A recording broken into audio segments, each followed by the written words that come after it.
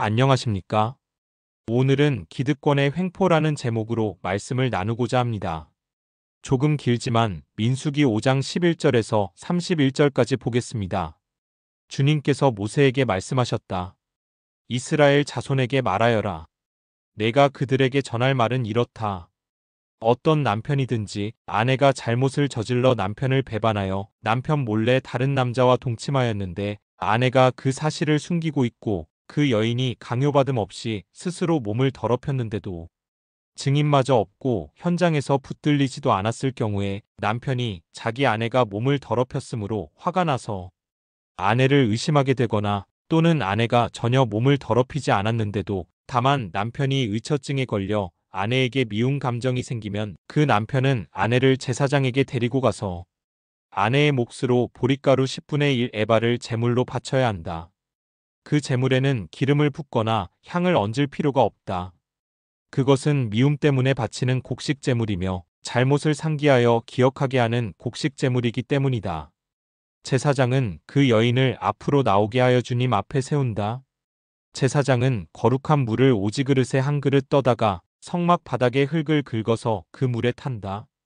제사장은 그 여인을 주 앞에 서게 한 다음 그 여인의 머리채를 풀게 하고 기억하게 하는 곡식제물, 곧 미움 때문에 바치는 곡식제물을 그 여인에게 주어서 들고 있게 하고 제사장 자신은 쓴 물, 곧 저주를 내리는 물을 자기 손에 들고서 그 여인에게 다음과 같이 말하면서 맹세를 시킨다.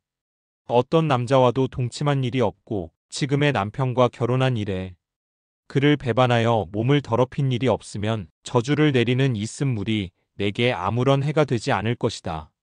그러나 내가 남편과 함께 사는 동안 그를 배반하여 내 몸을 더럽혔으면 곧 내 남편이 아닌 다른 남자와 동침한 일이 있으면 이때의 제사장은 그 여인에게 저주를 받아도 좋다는 맹세를 하게 한다. 주님께서는 내 허벅지를 마르게 하고 내 배가 부어오르게 하는 저주를 내려 내 결의 가운데서 너를 본보기로 삼으실 것이다. 저주를 불러일으키는 이 물이 내 몸속으로 들어가서 내 배를 부어오르게 하고 내 허벅지를 마르게 할 것이다.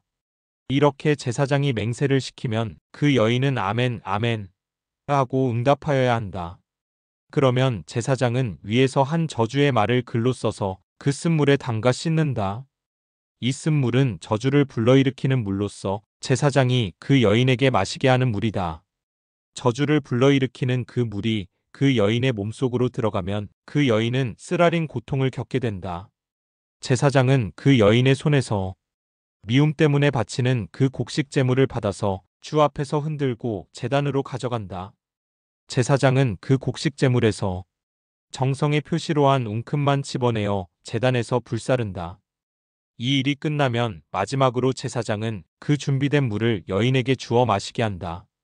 제사장이 여인에게 물을 주어 마시게 했을 때에 그 여인이 자기 남편을 배반하고 제 몸을 더럽힌 일이 있다면 저주를 불러일으키는 그 물이 그 여인의 몸에 들어가면서 여인은 쓰라린 고통과 함께 배가 부어오르고 허벅지가 마른다. 그러면 그 여인은 결의 가운데서 저주받은 자가 된다. 그러나 그 여인이 제 몸을 더럽힌 일이 없이 깨끗하면 아무런 해도 없고 임신에도 지장이 없다. 이것은 여인이 남편을 두고도 그를 배신하여 제 몸을 더럽혀 남편에게서 미움을 받을 때에 하는 의식이다. 때로는 남편이 공연히 의처증이 생겨 자기 아내를 미워하는 경우에도 여인은 주님 앞에 서야 하고 제사장은 이 의식을 그 여인에게 행하여야 한다. 남편이 아내에게 이렇게 하여도 남편에게는 잘못이 없다. 그러나 아내에게 죄가 있으면 아내는 그 책임을 져야 한다. 이렇게 기록되어 있습니다. 로마의 휴일이라는 오래된 영화가 있습니다.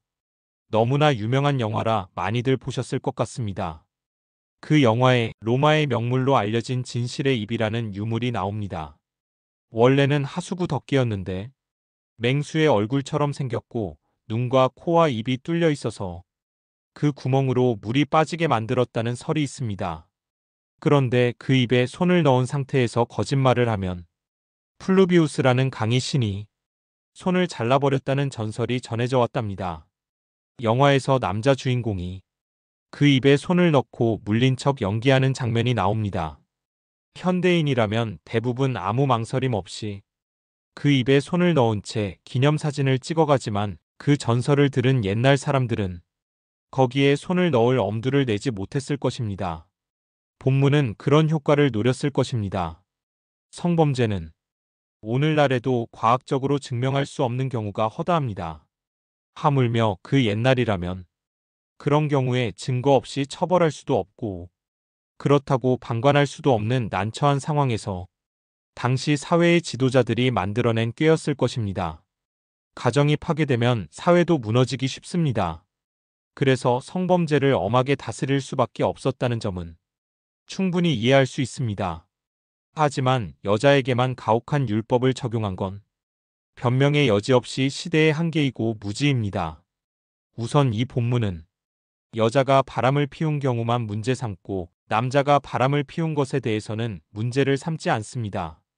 이것 하나만으로도 이 내용은 현대사회라면 결코 받아들일 수 없는 악법이라는 것을 스스로 증명합니다. 게다가 남편의 의심이 근거 없는 것으로 드러난 경우에도 남자는 처벌을 받지 않습니다. 30절과 31절을 다시 한번 보겠습니다. 때로는 남편이 공연히 의처증이 생겨 자기 아내를 미워하는 경우에도 여인은 주님 앞에 서야 하고 제사장은 이 의식을 그 여인에게 행하여야 한다. 남편이 아내에게 이렇게 하여도 남편에게는 잘못이 없다. 그러나 아내에게 죄가 있으면 아내는 그 책임을 져야 한다. 이렇게 기록되어 있습니다. 오늘날의 기준으로 볼 때 너무나도 불합리하고 잔인한 이 법은 당시 사회의 기득권자인 남자들이 오로지 자신들의 편의만을 생각하고 여성의 고통은 외면한 잔인한 갑질이라는 말 외에 다른 말로 이 본문을 설명할 방도를 저는 찾지 못하겠습니다. 성서 안에는 이렇게 비합리적이고 폭력적인 내용도 적지 않게 담겨 있습니다. 그러므로 성경을 읽을 때는 현대 신학자들의 도움을 받아가며 성서 안에 담긴 하나님의 말씀과 사람의 말을 가려 읽을 수 있어야 합니다. 그럴 의지와 능력이 없다면 차라리 성서도 읽지 말고 교회도 다니지 않는 것이 나을 수도 있습니다. 오늘은 여기까지 하겠습니다. 고맙습니다.